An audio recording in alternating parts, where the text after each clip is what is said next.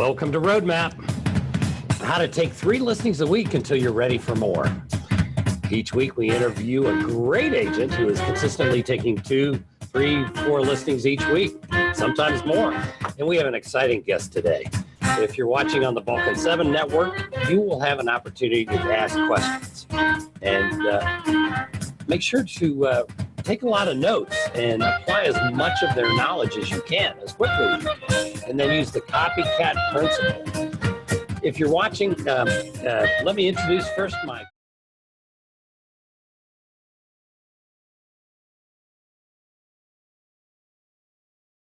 Hi everybody. Thank you for tuning in. How's the real estate business in San Diego? Real estate business is really good. It's definitely a seller's market. There's not much on the market, so it's a good time to be a listing agent for sure. Great. Let's talk about the Vulcan7 Challenge first, and then I'll go into introducing our guest. The Vulcan7 Challenge, once a month. And Bernie Gallerani did that instinctively when he started his business 8 years ago. Once a month, shadow a great agent in another market who's taking 2, 3, 4 listings a week. Either you go 2, 3, 4 hours to an adjacent market where you're not a competitor, or fly there, even better. And get there in the afternoon, have dinner with them if they're available.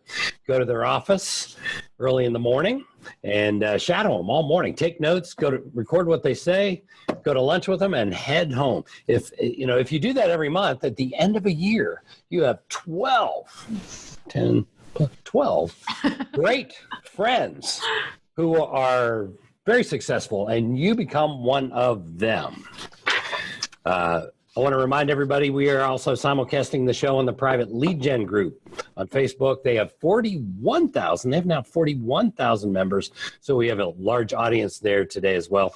We'll be pausing for a commercial message during the show as a thank you to the lead gen folks. Let's welcome our guest today from Cleveland, Akron, and in a wide area up in northern Ohio. Just think anywhere in northern Ohio, and you have to think of Michael Kane. So, Michael, welcome to the show, and we're glad you're here. Thanks for having me, Ren. So you're really dominating that area. It's hard to catch Michael standing still. I've learned that the hard way because I've been courting him to be part of our show for a couple months now, and that just happens when you're successful. You're on the go. So if they want to send you some business, and I think you have a website or 2 or 3, or what's the best way for them to find you, reach out, get that referral to you? I think they can call me direct on my cell phone. That's probably the best way. 440-796-0425 is my cell phone. Great. Or they can email me at kaimteam@gmail.com, KAIM team@gmail.com. Perfect. And I think we should go over, because you're in a real growth mode up there. I think in fact, we're a little concerned down here in Cincinnati that you may show up down here. What cities and where are you covering now? It's I got to tell you, 7 years ago, I had a call with Mike Ferry, and I asked him how I could double my business. So I was doing 30 or 40 miles outside of my where my office was, and now we go pretty much 65 to 75 miles in any direction. Obviously not north, because that's the lake. Right. So every major city in Greater Cleveland we cover, and Akron and Canton markets. Okay, Akron, Canton, Cleveland. Are the other recognizable cities we should be naming here? Those are the major ones. Those are the ones that different people from different parts of the country here would be familiar with. Okay, and then so basically just think northern Ohio. Anyway, when in doubt and it's up that way, call him, unless it's in the middle of the lake. But he might be able to help you with that too. So good, fantastic. Pardon? If they're selling a boat, I can refer them. So There we go. Yeah, there we go. That'd be fun. And then, so I mean, what's a typical month? How many? I know November, December is a little off, but typically for most markets. But what's a typical month for listings taken for you this year and this year you've just completed or just about completed? And on the slow months, we're taking 30 listings in a month. In the very slow months. Busy months, we're taking 60, 70 listings in a month. That's awesome. That's amazing. So 10 a week, huh? Well, or 12 a week or whatever it is, huh? That's what happens when you have, a real, really determined mindset with our team. Our guys, our salespeople, are trained every day to lead generate new listings. So I train our agents to prospect. So, how many people do you have on your team? Well, we have 12 full-time realtors that are selling with me, and there's of those, I still do about 20% of the business, 25% depending on the year. So your team's also making calls with you. That's your main source of producing? Not all of the agents, but the top listing agents are, yes. Okay.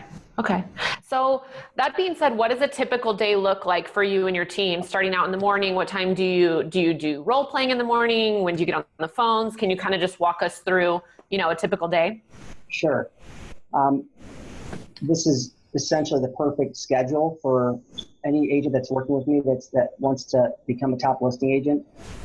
Their schedule is typically in the morning, do something that's going to get them going for the day, whether it be meditation, exercise, just to get the energy levels going, or repeat affirmations, listen to music.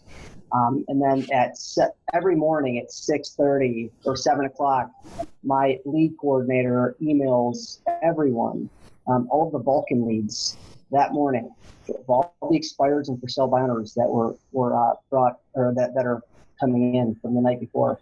And at that point, they've got them ready. They upload them on their computers, and I have them prospecting on the phones. We do a morning team quick 5-minute conference call, just holding everybody accountable. And then at 8 o'clock sharp, they're on the phones prospecting, cold calling for 3 hours with 10-minute breaks. Nice. That's great. Yeah, and then in the afternoon, they're doing lead follow-up. They might take a lunch, lead follow-up, and administrative work between 2 and 3. And after 4, typically going on appointments, or if they don't have appointments, they're prospecting more until 9 o'clock. That's great. I think we're starting to see why you're doing 30 to 60 listings a month. Yeah. Everything's focused on just that, contact with someone who potentially could list. Yeah, absolutely. And everybody together combined. So. And when you're calling, are you using the Mike Ferry scripts or? Yes. Okay. Yes, it's 100% Mike Ferry. Okay. If they try to do a variation of Mike Ferry, I redirect them and get them back on script. Okay. Good. Fantastic. So you've got pretty good. How do you set up the accountability? It sounds like you're the accountability for the additional people you have looking for listings on the team. So you're the accountability component, and then you probably have accountability too. Well, here's the thing. We have a real strong support staff here at the office. I've got my sister Tina, who basically is the COO of the company. She manages. She's the general sales manager and team manager. She runs all of the administrative people. She's in charge of them, and she's also in charge of holding the agents accountable to getting their goals. She'll sit down with them and do an onboard meeting once they're licensed, and she'll get them from getting your license, or if they're already licensed, and basically setting their goals, their monetary goals, figure out where they're at financially, where they want to be, and then she'll put together, her and I will discuss it, and we'll put together a plan where they can get to their goal by the end of the year, and we'll let them know if it's realistic or not. That's wonderful. But That's good. it's very detailed though. It's broken down all the way down to, the number of dials that they're making. Wow. Okay. That's good. And what about you? What's your accountability? Like, how do you keep yourself accountable? How do you keep yourself, making sure everyone's on the phones at 8 a.m. and things like that? I keep a close track of my bank account. That's smart. That's your numbers tracker, huh? I watch the board every month, so trust me when I tell you, Carly, there's accountability just by looking at the sales goals as to where we want to be.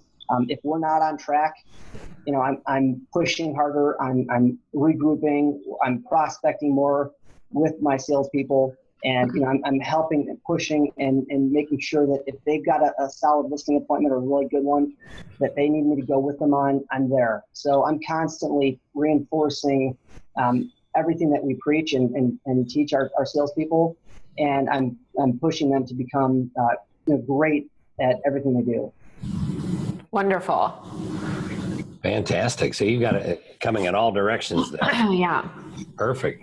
That's fantastic. And then, so you're tracking numbers internally through, Tina's got that all set up. She's tracking all the individual people and any other, we've got visible boards, I guess, right? I don't know if I have one here, but we have a really, real nice, she has it broken down in an Excel spreadsheet, and it shows how many houses they've listed for each month, how many listings or how many transfers they have, filed written deals for the year, and then where they were at last year. So she has record of that. It's all on an Excel spreadsheet showing where they're at, what their goals are, and where they're headed for the year. And then we adjust if we're ahead or behind our goals or their goals. Okay, good. So let me ask you this. When you bring on a new agent or a new licensed agent and, they're getting on the phones, what is their biggest hang up in the beginning, or what are they getting stuck on as far as phone calls, like frustration, things like that? The rejection of no. They get a no, and immediately, I have a lot of agents that I have to change their mindset of thinking bigger and moving on and not letting it affect their head, not letting it get in their head. Our agents are, they're Mike very trained. We have it regimented where they're going to productivity school, learning how to present over the phone and in person. They're scripted, and I'm working with them directly, role playing with them, and it's that's the biggest thing. The objection of the no. If they have someone hang up on them or help them, immediately I'm like, all right, let's go, next one. And it's really motivating them to get to the next appointment on themselves. Right. So just helping them shake off the no and not taking the rejection personally. And when you look at it, Michael, that is the biggest challenge. A lot of the people watching here, that is their biggest challenge when they come into this in the first. And you may remember, like your first year, getting, they get an objection, and then they just feel like they need to get off the phone quickly instead of staying with it a little longer and a little longer and a little longer. How do you teach your folks to get past that? How did you get past it? What should we tell the folks watching as the way to make that happen? I think if you do certain things with your business plan, you put together your vision board as to what you want to accomplish, what you want to have in your life, all around. I mean, I've got my vision board includes my kids, it includes my family, my team members, and if they have that strong mindset of where they want to go and they have it in front of them every day, then getting to the next call is easy, especially if they see that new car or new house that they want to buy. So we really push them to the next level where they're thinking, I got to get another contact, I got to get another appointment, I got to get another listing, another sale, and we really push them on getting through and just bulldozing through the negative feedback they might get when they're talking to people. And then and so they're looking at that dream board, that thing, places they want to go, things they want to have, things they want to do, and they're looking at that, and that's the carrot you're using to stay on the phone a little longer. And Absolutely. then I imagine there's a collective effort there, because are they all calling from the same place? Are they all around each other? Well, we have a prospecting room. We call it the war room. The war room. I like that. I do too. And we're rolling out a new ISA program. We got an ISA program we just started working with the last couple of weeks, or last month or two. And right now we've got a war room. It's a small room. It's maybe 12 by 12. We've got 3 computers in there. We've got sound deadening walls so it's not super echoey. And we have our Vulcan7 on all the computers, and they're prospecting from there. And they're, they go in typically 2 to 3 agents at a time. Sometimes there'll be more. And now we're moving it out into another area, which is a lot bigger. It's a huge conference room. We're turning that into a prospecting room as well. Nice. Yeah, you can keep building this out. Stay out of Cincinnati. I have no intention of going to Cincinnati anytime soon, so you're safe. I'll check back in a couple of years. Good. The people you know, the people you don't know. What's the balance with the team? I mean, you're bringing in a lot of new business, so you must have a lot of people you don't know. And how you work in that database, the people you do know. How are you building the database? Who are you adding, and how do you add them? Okay, so right now on all of our past clients, every time a sale goes through, naturally our closing team will take that client, make sure that we get the new address. We keep in contact. I think we're doing 3 mailers a year, but then I've got their email addresses. I'm doing video blogs twice a month to them. We send out email blasts to them as well, and then we're building that the bigger database, which we've got a ton of people through our Commissions Inc. website that come through, and we track everything. So anytime we get a new client, every month we're updating our database. I think we've got like 25,000 people in the database. We try to go through it and trash the bad ones because we notice there's a lot of bad information there. And then we video blog them, we email them. It's a process, but I think that's not where the majority of our business comes from. That's just one more piece of the pie. That's just gravy. It's the majority of that is just maintaining our database and our contacts. The majority of our business comes from lead generating by prospecting. That's how I built my business 20 years ago, and I've been a strong believer in getting up every day and pounding the pavement. So that's really how I built my business. Just toe to toe and phone to phone, face to face. What do they say? They didn't have the technology that they had 15 years ago. I mean, 10, 12 years ago, it wasn't, we didn't have dialers, and I was double dialing, sometimes triple dialing on 3 different phones with 3 headsets on my head, and, hanging up on people and then calling them apologizing. So the technology certainly changed things, but it's all the same premise.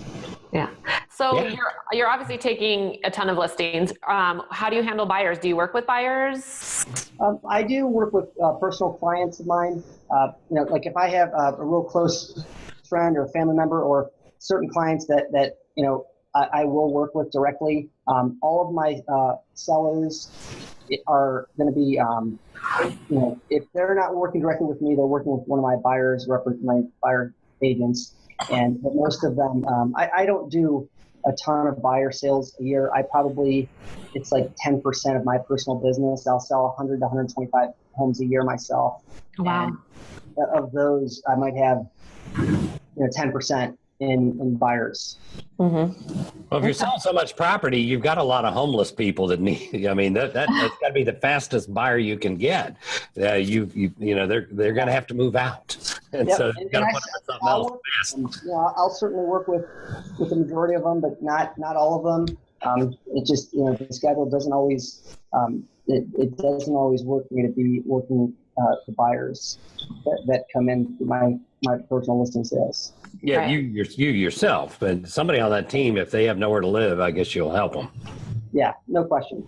Good. Yeah, we don't turn We don't turn money away. Good deal. Good deal. So, expireds and FSBOs, which is, you guys have a pretty good mastery of that. Well, Yeah. Expired in Cleveland have been, they have been our bread and butter. It's been the majority of our listing sales over the years has been expired listings. It's been a little bit more challenging this last year because the market's gotten in the last 2 years, it's gotten a lot better, but we still sell a ton of expired and withdrawn listings. Good. For sell by owners, we work as well, but it's a much smaller percentage. Gotcha. Well, yeah. And, they have a home for sale. Yeah. And they don't have a good agent yet. Yep. So, good. Maybe we, I don't know, you want to try a role play? Is that something you'd be open to doing? I've got my expired script here if you want to You want to do that one? Yeah. I don't know. Carly, what are you, did your house expire, Carly? I think it did. Yes, my house expired. It was listed for 90 days. I need help. All right. So let's go through it. Okay. Ring, ring. Hello. Hi, Carly. Yes. Hey, Carly. This is Michael Kane with Berkshire Hathaway HomeServices. I'm calling about the home for sale over on Smith Street, and I'm sure you figured out that your house came up as an expired listing, and I was calling to see when you plan on interviewing the right agent for the job of selling your home. You know what? You're like the 9th person that has called. I'm just not interested. Like, I really need you guys to stop calling me. I completely understand. Can you believe I work with these people? It's crazy. How do you think I feel every day? You sold this home, Carly. Where were you planning to move to next? Planning to move to New York. Okay, New York. That's exciting. Yeah. Now, how soon do you have to be there? I mean, as soon as possible, to be honest with you. We thought this home would have sold. My house is gorgeous. I just don't understand why it wouldn't sell. Like, I customized everything. It's beautiful. I pulled up like hot pink walls. It's gorgeous. I saw that, and that's one of the things I'd like to talk to you about. I pulled it up on my computer. It looks like a fantastic home. Yeah. Carly, what do you think stopped the home from selling? Honestly, I couldn't tell you. So you're not sure? No, I don't know. Like, this is not my area of expertise. So sure, and I think that's something that we need to find out, right? Mm-hmm. Now, how did you happen to pick the last agent you listed? It was a friend of a friend. It, got referred. Okay. All right. So it's a friend. Yeah. Got it. Okay. And what did that agent do best? Obviously nothing. Nothing. No. Ouch. Now, I know. What do you feel they should have done? Sold my house. Sold the house, right? Yeah. Exactly. So let me ask you this. What would you expect from the next agent that you choose? To sell my house. Sell the house, right? Yeah. Exactly. I mean, it's not that hard. Your guys' job is not even hard. I don't even get it. Well, I have to tell you, you might say it's not that hard, but the house didn't sell. So I have to ask you, have you already chosen an agent to work with? No. You haven't? You're kidding. I'd like to apply for the job of selling your home. Are you familiar with the techniques that we use to sell houses, Carly? No. What are they? That's a fantastic question. What would be the best time where I could come out, look at the property, and show you how we can sell your property? Would Monday or Tuesday at 4 work for you? I just don't understand what you would do differently than my last agent would do. That's a great question. We have a whole tool belt of things that we do differently. And that's like what? Well, I'd like to talk to you about that when I come out and meet with you. I first want to evaluate the property and determine what methods we can use this time around to get it sold and market it differently. What would be the best time? After 4, Monday or Tuesday? How about at 9 o'clock at night? Okay. I have a time in my schedule for 9 o'clock Monday night. I'm not painting the pink walls either. And that's okay. That's something we'll discuss when I meet with you. Okay. So I'll look forward to seeing you Monday at 9 p.m. And before I come out, do you have any questions for me? No, I mean, you seem like a nice guy. I'm willing to meet with you, but I'm not making any promises. Okay, fair enough. After that, I've got the appointment. I go into my pre-call script. Nice. So how do you handle if they have their house way overpriced? Do you take those listings? Yeah, no. I have several things that we do. One of the things that we have, I certainly don't turn it down over the phone Okay. without meeting with them and seeing the house, because I don't want to discount a value of a property before seeing it. What I will tell you is we do have a few methods to overcome that objection and to help people that are looking to sell their property, try to get higher than what the market's really bearing. And one of them is my auctioneer on our team. We have a reserve auction approach that he uses on these properties. And when we do that, it allows, for example, a house that's listed at $400,000 that's really only worth $350,000. It allows, and they've got no showings and hardly any activity, and they're wondering, well, if I'm not getting any showings, how can you possibly sell the property? I get that all the time. Right. So what I do is I discuss with them value. I tell them my opinion. I tell them they're not locked into having to get a specific amount with us. But if we advertise it and list it for $400,000, and then we start the auction approach with an opening bid of $299,000 and a reserve of $470, or excuse me, it would be 465 or 470. Okay. Then we have it for sale for auction. Okay. So you use the auction process to kind of let people see where as high as it's going to go. Yes, we have. I said 470. I meant 370. We have an approach with the auctioneer where we'll list it for sale for $400,000. We'll explain to them that we feel it's only worth $350,000, and they'll want $370,000. So without listing it for sale at $379.9, or excuse me, if it's really worth $350,000, without listing it for like $365,000 or $370,000, they're not going to get anything. So what I suggest is, let's see what the buyers feel it's worth. Let's open up the bidding at $300,000. You, Mr. Seller, can set the price as to what you have to get, whether it be $370,000, $380,000. You set that reserve. We'll open up the bidding at $299.9. It'll start immediately when we list the property, and you're not required to take any offer, regardless of how low it is. That's a great strategy. Right. And we've sold using that approach, we in the last 7 years, it'll be 8 years in May, we've sold over 300 properties using that approach. And wow, almost all of them were expired listings that couldn't sell, that we listed and sold. And we're getting great prices. We'll get fair market value most of the time. That's great. Great strategy. So do you send over a kind of listing package to them before you go to listing appointment? I certainly do. It includes our listing agreement. It includes with my proposed price, so they see it in advance. I have a copy of our marketing brochure, and we have a residential property disclosure form, so we ask that they fill that out before we come out. That way I know when I come out and I see it filled out, I know they're ready to list. Okay, great. And then I'll call and confirm they've got everything, and I try to get any questions or objections that they might have after they've seen the material. So between the pre-qualifying and a pre-listing packet, that cuts that time at the property way down, and it's a much more powerful presentation. What's typical from the time you walk into the door to the time you get things signed? What's that look like? If we've got the resident property disclosure form filled out, and I've answered a lot of their questions in advance, which I'll try to do, the appointment shouldn't take more than 40 minutes. Nice. Great. We're getting a few questions here on the auction process. They want to know how do you come up with a price for your MLS when you're running an auction process like that? Okay. Well, you have to obviously study your market and know what the house is worth based on your comparables.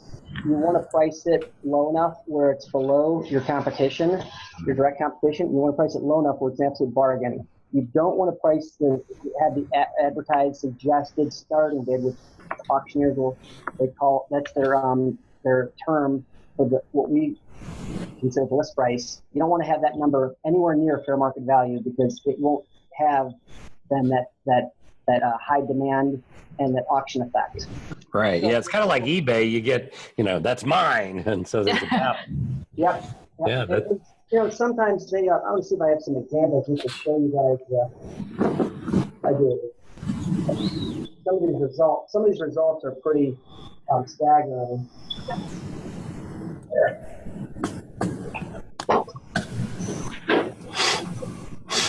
If you look on this is these are just a few examples. But if you look at these list prices and where they ended up, it's pretty incredible how much more you can get.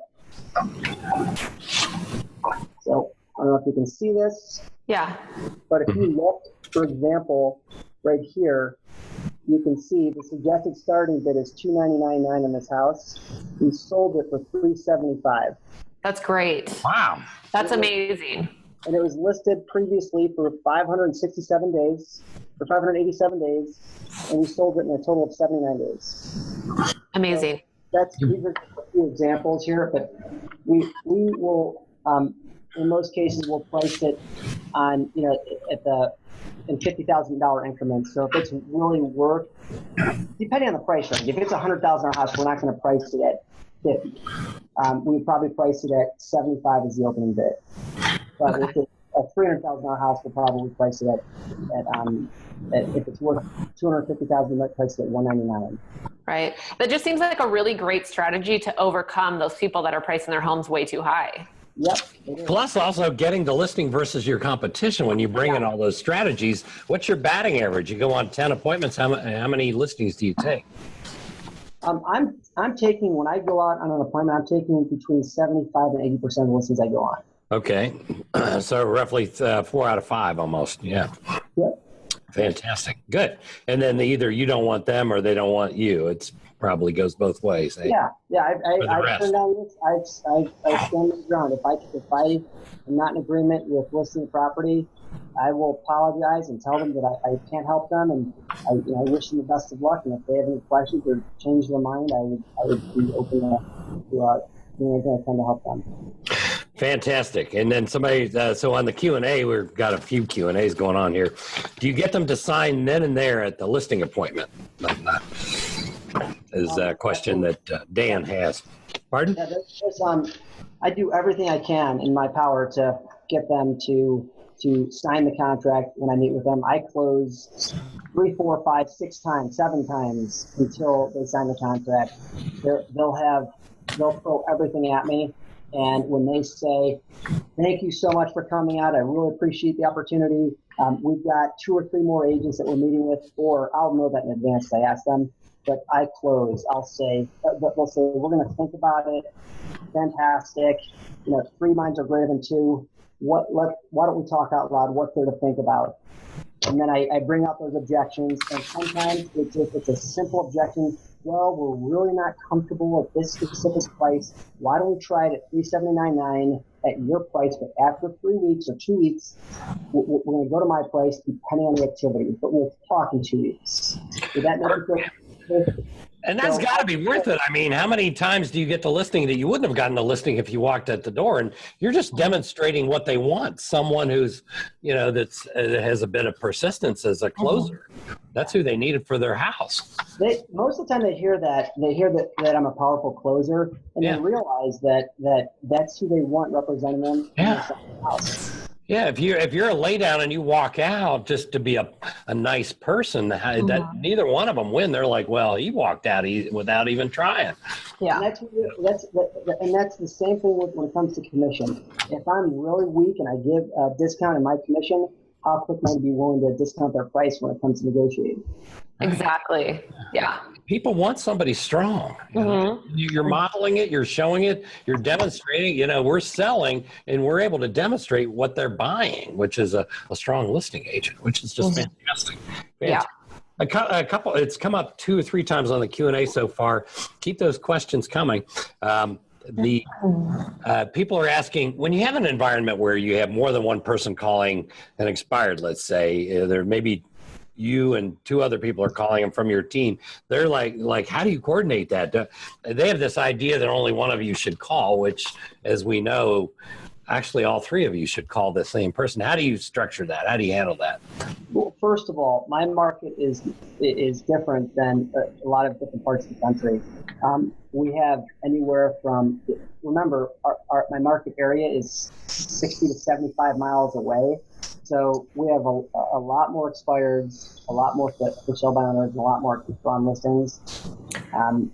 And being in Cleveland, it's not like it's Miami or Los Angeles where it's a hot market and the average market time is 5 days.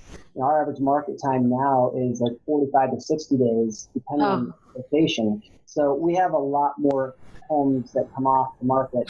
So there's enough for our salespeople to go after. But to answer that question, when I have all of my salespeople on a group me text, and as soon as they set an appointment, they send the message out to the group me text, and that lead, once they set the appointment, is off limits. Oh, so no one else can call them after that. Right. Well, no need to if you get the appointment. Yeah, there you go. But you want all your people to call the same expired, right? If it comes up and you have 3 people call them, who cares? I have 4, 5, 6 different agents that are prospecting every morning, and they're calling the same people, and they say, "You're the 5th person from Berkshire Hathaway or Michael Kane to call me." I said, "Isn't that great? Who's obviously who's working today?" Yeah. That's the win. The idea that only one should call is crazy. I don't know why people think that. Yeah. Because they are competing with all the other agents. Why not? If you compete within your team, that's all great. Yeah, exactly. That creates a win-win. Let's see what other questions we have. You have to assign or get it up. Keep those questions coming, folks. All righty. What else? Are we good? Nobody else has a question. What about geographically? Are you doing anything geographically, or is it? Do you have areas of emphasis, or are you targeting certain luxury market or anything? You have any other? Okay, I'll tell you what. One thing that, like I said, when I did a call with Mike Ferry a couple of years ago, and he got me to double your service area. That doubled my business. 10 years ago, I was selling 250 homes a year with 4 or 5 of us, and we doubled our business, and we're selling close to 500 homes now. We have more realtors, but we did build our business by going after a bigger service area. And I don't think you should limit yourself if you're not, if you feel like you can service that listing, there's no reason why you shouldn't go after it if it's, a little further out. But for me, my mindset, and this is what I instill in my agent's head, I don't care if it's a $100,000 listing or a $50,000 listing. If it means that you meet with them for 2 hours of your time to get the listing, is it worth a $4,000 check? Mm-hmm. And every time they say, yeah. So why not spend 2 hours, list the property, and control the market? We've got the largest inventory of homes in our area. We carry between 150 to 200, we've been up to as much as 250 listings at a time. But we haven't gotten below 165 listings in 10 years. That's amazing. Good for you. Yeah. Okay, so people are asking about FSBOs. Do you have any advice on calling FSBOs and how to overcome specific really tough objections or anything like that? Well, we have a lot less for sale by owners than expireds and withdrawals because it's a harder market to sell in. It's not a hot booming market. But I will tell you, we absolutely call for sale by owners. We call for sale by owners just as regularly as we do expireds and withdrawals. We do have, it is a longer process, and we incubate the leads over a period of 3 to 6 weeks before we actually list the properties. They're harder to convert, but we work with for sale by owners as well. How often say you get a hold of a FSBO and you're still trying to overcome, how often are you calling that person back? I'm sorry, say that again? So if you have a FSBO and you feel like you can, get the listing, but you're saying it takes a few weeks to, finally get it listed or finally get in front of their face, how often are you calling them? Okay. That one person. My lead follow-up is the same for every lead. Ren, I'm sure you're familiar with what this is. What is that? That looks very familiar, Michael. I don't know what that is. This is my gold mine. I carry all of my leads, my hot leads, on me every day. They're in my book or they're in my pocket, and I take notes on them, and I put I put a couple things. The most important thing is their name, their contact information, the address. I put a date as to when I last spoke with them, and where they're at. But I will typically call them until they list, sell, or die. Okay. But I'm saying like every day or once a week? It depends. Okay. I'm not going to call for sale by owner every day because most will just not list with me. Every client, every lead is different. Some will tell me they're holding an open house this Sunday. Don't call me until after the open house. I'll respect them and do that. Sometimes, I train my agents to go to the open houses in some cases, but every lead is different. In some cases, we're at their doorstep. We're knocking on their door. We're calling them until they set an appointment with us. And if we know they've got a vacant house, they have to sell, they're motivated, they're distressed financially, they got to get this home sold, we're calling them every day, multiple times a day. Yeah, and those 3x5 cars, that's his hot list. They have to sell. They have to sell quickly. Nobody goes price point. He knows he can sell it. Yeah. He's carrying them with him. He sleeps with them. I always had to sleep with mine. It's gold in that small group of people. I mean, how many times? You have leads and you have leads, and some of them, they're going to take action very quickly with your competition. So we have to stay on top of it. Yeah. It's fantastic. One thing that you'll notice on my lead cards is this. I'll show you that right here. That's the value to me in that listing. Oh, nice. Commission. I saw the $610,000 to commission price. So that means you're charging 7%. Yeah. So it's. I like it. 7%. We put a value on the listing as to what it's worth to us. As we typically put the gross commission on there, and the goal for us is to have something on it that's going to really motivate us to set that appointment. That's most of the time it's money. You too can make a $42,000 commission check in Cleveland, Ohio. I mean, he's doing it right. He's doing this right. Are you doing any probate? Somebody want to know if you're doing any probate. People die. They need to sell. They don't want to buy because they're not alive. Oh, come on. I think his video froze. Oh, it might be frozen. It is. His video froze. Well, let me ask you, Ren, then. What do you do to create a sense of urgency to get people to sell? You don't. You're not. You can't create it. You can't create it. So, Michael, we see your picture frozen. So hopefully we'll get that back. But yeah, you can't create. You're looking for. Does it already exist? I think we lost him, and he may or may not dial in again. But you can't create urgency. You're calling enough people to find it. It's sort of like, how do I motivate somebody to buy? You don't. Yeah. Talk to enough people. And the reason they want to do that, a lot of agents watching it and all ages want to motivate somebody to buy or to sell, is because you're not making more calls. If you make more calls, you're going to find that person that has a core motivation. You can't instill that in them. You think you can. Yeah. You can't. That's not the whole idea. That's not it. So, can you guys see me? Yep, you're back. Good. Welcome back. For a little bit, but you're back. We were talking about Matt wrote in and said, "How do you create a sense of urgency?" And when your picture froze, we just answered it and said that, you can't motivate somebody to buy or to sell. You just have to keep making contacts till you find that core motivation. Yeah, I think that's always key. When you're on the phone with customers or in person, I think it's very important to ask the questions, and finding motivation is you have to know that before you come out and meet with them. Yeah. It's called reluctance. I don't want to call more people. I just want to get the people I'm working with to buy. Well, no, you have to call more people and throw those in the trash is what you need to do. So, sure. As we know. One thing I'll mention to you, Ren, is what we've done with our auction approach that Mike Fergus, my auctioneer, is we don't just make 6 or 7%.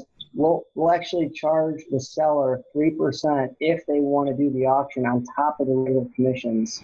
So in some cases, we're charging 9-10% on a listing. He has a minimum standard as well. So if it's a low price listing, then obviously it's going to be might be a higher percentage. But we do charge 3% more, so that does create more income to sell property. But we sell. And you deserve it. For a period of time. Yeah. And you deserve it. The return on investment's there. That's a good value for them. You're coming in with armload with as you said, a tool belt of things that you do. And a lot of agents come in and they just have a little tiny belt, and you have a tool belt full of things. And so you deserve that. Yeah. They're getting value. They're getting a higher price. They're getting it sold. We sell properties in a short period of time, and we sell them for, in most cases, we sell them for fair market or better. And in some cases, I'll sell them for so much that the appraisals come in too low, and we have to adjust them down. But the seller's more than willing to do that in most cases because they're just happy to have it sold at fair market. Mm-hmm. Yeah, I know, and there's your challenge, because you're able to drive that price north and create that auction frenzy, and then you get an appraiser. That's a whole different dance, but you can work through some of that. Good deal. Michael, I think they've learned a lot of things. And this show is unique to many of the others with the auction piece and some of the other strategies that you're using. There's some great value here that's going to help a lot of people out there as they go into 2018 and they're trying to build a great business. So, well, I have to tell you, I mean, the one thing that I've always been a huge fan of is sharing my team ideas and where we're at, what we do. I'm open book. I always have been. I tell my competition what we're doing, because I'm never in fear that anybody's going to do or take away from what we're doing. So if there's ever any questions or concerns or strategies that people want to learn more about, you can feel free to contact me, and I'm always open to share and discuss our ideas and strategies. Wonderful. Well, that's very kind. That's very kind. And especially, and while we're on that note, I want to thank the people at Lead Gen on Facebook.